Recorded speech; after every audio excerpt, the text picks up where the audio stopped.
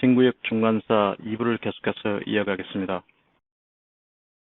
안티오쿠스 4세의 학정에 의해서 마카비 전쟁, 즉 유대인들의 독립전쟁인 마카비 전쟁이 일어나게 됩니다. 안티오쿠스 4세의 예루살렘 성전 모독과 유대교 말살, 헬라화 정책을 실시하는 것에 인하여 유대인들은 엄청나게 반발하게 되는데, 우리도 일제시대에 일본인들이 식민 통치를 할 때 여러 가지 부류가 나타났죠. 그 중에 하나는 독립투쟁을 하는 사람도 있었고, 일본의 아부에서 잘 먹고 잘 사는 사람도 있었죠. 똑같은 일이 유대에도 벌어졌던 것입니다.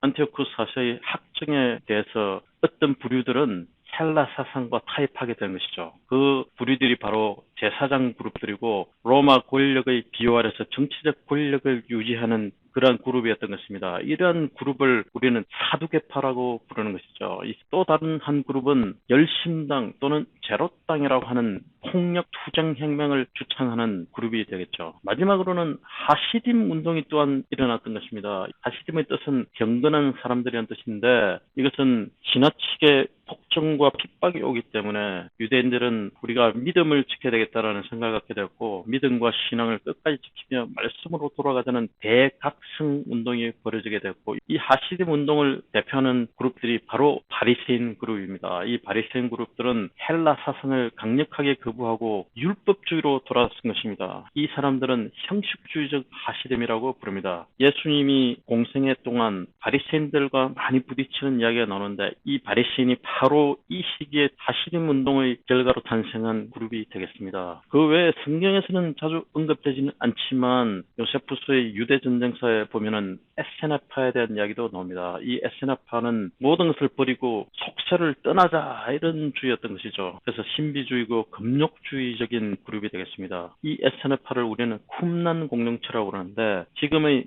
사해 주변에 공동체를 형성하고 거기서 금욕적인 생활을 했던 사람들이 바로 에세나파가 되겠습니다. 1947년경에 이 사해 근방에서 쿰난 문서가 발견됐는데, 이것이 바로 이 쿰난 공동체가 남긴 유산이 되겠습니다. 이 그림에서 보는 것처럼 사해 근방에 굉장히 건조한 지형에 굴을 파고 그 안에서 생활하게 됐는데, 거기에 2000년이나 된 히브리 구약 성경이 발견된 것입니다. 무려 2000년 전 성경책이 발견된 것입니다. 이것은 금세기 들어서 최고의 고고학적인 발견의 하나라고 알려지고 있습니다. 이 지역은 매우 건조하기 때문에 이 책이 2000년 동안 썩지 않고 그대로 보존되어 있었던 것이죠. 마침내는 독립운동을 하기 위해서 마카비 혁명이 일어났고, 이것은 바로 유대의 저항운동이며 독립운동이었던 것입니다. 이 결과로 마카비 혁명이 성공하고, 그 마카비의 가문인 하스몬 가문이 100년 동안 유대를 다스리게 됩니다. 이런 마카비 혁명의 결과로서 하스몬 왕조가 탄생하게 됐던 것입니다. 그런데 이 하스몬 왕조는 100년을 넘기지 못하고 그때 새롭게 일어나는 로마에 의해서 멸망하게 됩니다. 율리우스 시저는 셀루쿠스 왕조를 멸망시키고, 폼페이우스 장군이 BC 63년경에 예루살렘을 정복하게 되고 하스몬 왕조는 문을 닫게 되는 것입니다. 그 이후에 로마의 꼭두각시인 분봉왕이 세워지게 되고, 이 분봉왕이 바로 우리가 잘 아는 헤롯 대왕이 되겠습니다. 이 하스몬 왕조는 유대인의 마지막 독립 왕조이며 지속적인 내분과 갈등이 일어났던 것입니다. 주된 갈등의 이유는 사두개인들과 바리새인들 간에 계속해서 다툼이 일어났던 것이죠. 내부적인 왕권 투쟁의 결과로서 BC 63년경에 로마의 폼페이우스 장군이 그것을 구실로 예루살렘에 입성해서 하스몬 왕조를 멸망시키게 되는 것입니다. 그 이후에 로마가 세운 꼭두각시 분봉왕 헤롯이 세워지게 되고, 이것은 로마가 유대를 간접 지배하기 위해서 임명한 분봉왕이었던 것입니다. 그런데 이 헤롯은 유대인이 아니었습니다. 이 사람은 에돔인이었던 것입니다. 에돔은 유대의 남쪽에 있는 이 지역을 에돔이라고 하는데, 이 지역 사람이었던 것이죠. 즉 외국인이 유대인을 통치하게 된 것입니다. 그래서 이 사람은 유대인들의 관심을 사고자 예루살렘 성전을 건축했고, 로마에서 임명됐기 때문에 로마에 또 잘 보일 필요가 있었겠죠. 그래서 지중해 연안에 있는 가이사라는 지방에 이렇게 로마식 도시를 건설했던 것입니다. 헤롯이 유대를 통치하고 있을 때 로마는 최초의 황제인 아우구스투스 황제가 등극하게 되고 그 시기에 마침내 예수님이 탄생하게 됩니다. 예수님이 탄생한 직전의 연대기를 다시 한 번 더 정리해보면 이와 같습니다. 분봉한 헤롯이 유대지방을 통치하게 되고 그 시기에 로마는 최초의 황제인 아우구스투스가 등극하게 되고 40년간을 로마를 통치하게 됩니다. 분봉왕 헤롯은 에돔 출신이기 때문에 유대인들에게 잘 보이기 위해서 성전 건축을 시작하게 됐고 그것이 거의 46년간이나 걸리게 됩니다.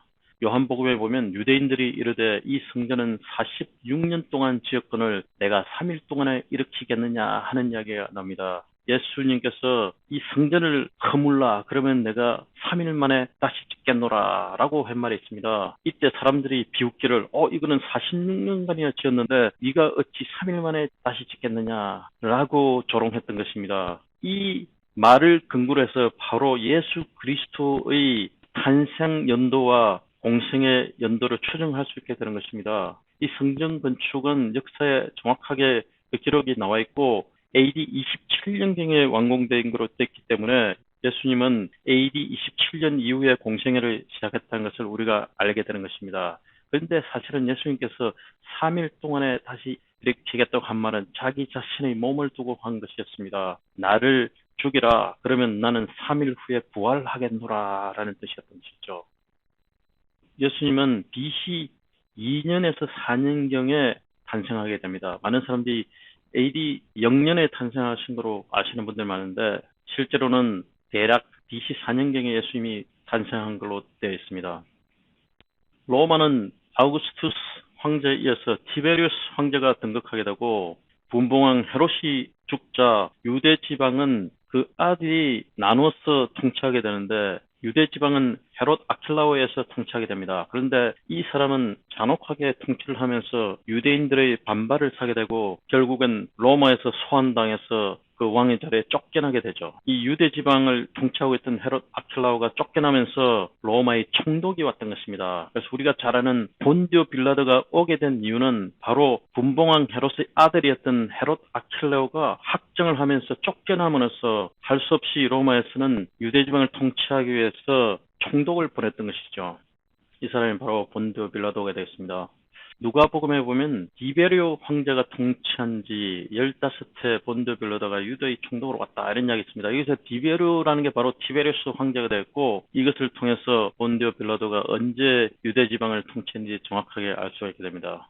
분봉왕 헤롯이 죽자 다른 두 지역도 나눠서 헤롯 안티파스도 분봉왕으로 임명하게 됩니다. 이 사람은 헤롯 아킬라오의 이복 형제가 되겠습니다. 이때 세례 요한도 탄생하게 되고 이 사람은 예수 그리스도와 거의 동시대의 인물로서 비슷한 시기에 태어났고 비슷한 시기에 돌아가신 선지자가 되겠습니다. 예수님께서는 AD 26년경에 공생애를 시작하였고 누가복음에 보면 예수께서 가르치심을 시작하실 때 30세쯤 되시니라 하는 이야기가 나옵니다. 예수님은 AD 30년경에 십자가에 못 박혀 돌아가셨고 그 공생애는 대략 3년이 됩니다. 이 3년인 것을 알 수 있는 것은 요한복음에 근거해서입니다. 요한복음에 보면 유대인들은 1년에 한 번씩 유월절 맹절을 위해서 예루살렘에 올라가게 되는데 요한복음에 보면 예수님께서 유월절 행사를 맞이하기 위해서 예루살렘에 3번 올라간 것으로 되어 있습니다. 따라서 예수님의 공생애는 3년이라는 얘기가 되겠습니다. 예수님 시대의 가나안 지역의 정치 지형도를 보면 이와 같습니다. BC 4년에 헤롯 왕이 사망 후에 아들 3명에게 분봉왕을 임명해서 통치하게 했다고 말씀드린 것처럼 이 다른 색깔로 된 것이 바로 분할 통치된 가나안 지역의 정치 지형도가 되겠습니다. 이 빨간색으로 표시된 유대 지방은 헤롯 아킬라오에 의해서 통치하게 됐는데 이것은 유다, 사마리아, 이두메 지역인데 이 사람은 학정을 하게 됩니다. 그래서 유대인들을 반발을 사게 되고 로마에서 이 사람을 왕에서 끌어내리고 소환하게 됩니다. 그래서 유대 지역에 총독이 임명되는 것이죠. 또 다른 지역은 분봉왕들이 계속해 통치하는데 유독 이 유대 지방만 로마 총독이 임명된 역사적인 이유가 바로 여기에 있습니다. 그래서 로마에서 직접 파견한 로마 총독에서 이 지역을 통치하게 되고 우리가 잘 아는 본디오 빌라도는 제5대 로마 총독이 되겠습니다. 이 사람이 바로 예수님의 공생의 시기와 일치하는 인물이 되겠습니다. 이 지역은 헤롯 빌립에 의해서 통치하게 되었고 갈릴리 북동부 지역이 됩니다. 여기가 갈릴리 호수가 되겠죠. 보라색으로 표시된 것이 헤롯 안티파스가 통치하는 지역이었는데 이 지역은 갈릴리 지방과 베레아 지방이 되겠습니다. 누가복음에 보면 헤롯이 갈릴리 본붕왕으로 임명됐다라는 이야기 나옵니다. 갈릴리는 바로 이 지역입니다. 이 사람이 바로 세례 요한을 죽인 인물이 되겠죠. 헤롯 안티파스는 헤롯 빌립의 아내였던 사람을 아내로 취하는 불륜을 행하게 되고 그것을 비판한 것을 빌미로 세례 요한을 죽인 것이죠. 그러나 요세푸스에 의하면 실질적인 이유는 이 세례 요한이 민중들의 엄청난 지지를 받았고 따라서 밀란이 일어날 가능성이 있기 때문에 정치적으로 위험한 인물을 생각하고 이 사람을 실제로는 죽였던 것입니다.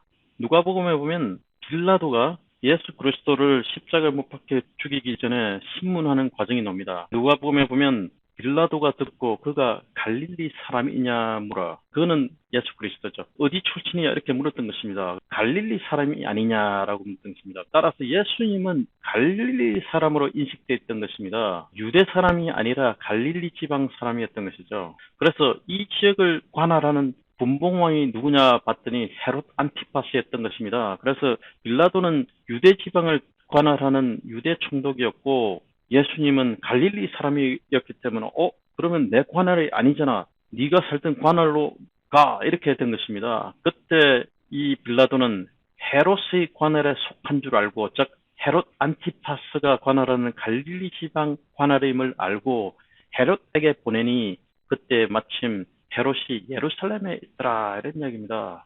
이 성경을 읽다 보면 도대체 이게 무슨 이야기? 이 헤롯이 저 헤롯이 아니면 이 헤롯인가 헷갈리죠. 근데 이때의 헤롯은 바로 헤롯 안티파스가 되겠습니다. 그래서 빌라도가 왜 헤롯 안티파스에게 예수님을 넘겨줬는지 이 역사적인 사실을 알게 되면 쉽게 이해가 되는 것입니다. 여기가 바로 예수님이 주로 활동했던 갈릴리 지방이고 이 호수가 갈릴리 호수고 이 갈릴리 호수와 사해를 잇는 이 강이 바로 요단강이 되었고 이 호수는 사해가 되겠습니다. 세례 요한이 주로 활동했던 지역은 여리고 지방 요단강 동편이 되겠습니다. 요 근처에 바로 쿰란이 있었는데 쿰란은 아까 말씀드린 것처럼 에세네파 공동체생을 했던 지역이라고 그랬죠. 여기에 쿰란 사해 사본이 발견된 곳이라고 말씀드렸죠.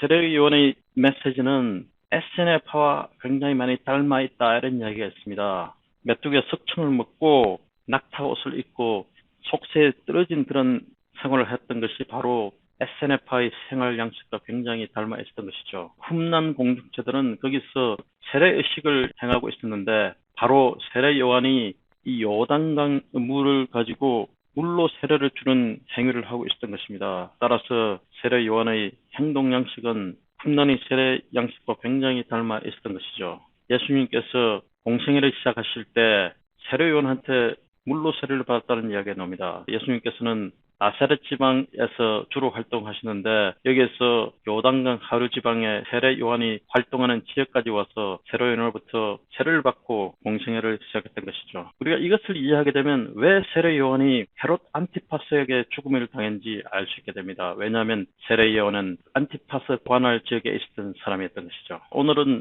예수님이 탄생하기까지 400년 동안의 신구약 중간서에 대해서 설명을 드렸고 예수님이 탄생한 그 시점의 역사적인 배경과 지역적인 정치 지형들에 대해서 같이 공부를 해봤습니다. 오늘은 여기까지 하겠습니다. 시청해 주셔서 감사합니다.